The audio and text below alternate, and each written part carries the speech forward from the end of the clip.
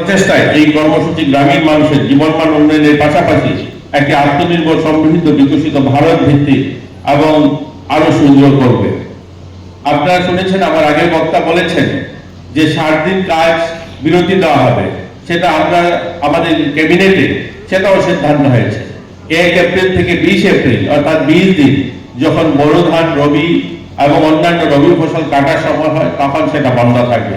5 August থেকে 14 August 10 দিন আমন এবং খারিফ ধান রোপণের সময় সেটা বন্ধ থাকবে। 1 নভেম্বর থেকে 13 নভেম্বর রবি ফসল ও শীতকালীন সবজির জন্য জমি প্রস্তুত করা, তখনকার সময় ক্ষেত কৃষির জন্য যে সময় দরকার হয় তখন সেটা 13 দিন বন্ধ থাকবে।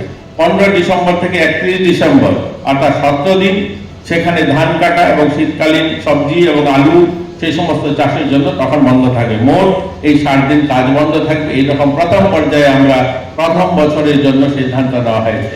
আগামীতে যদি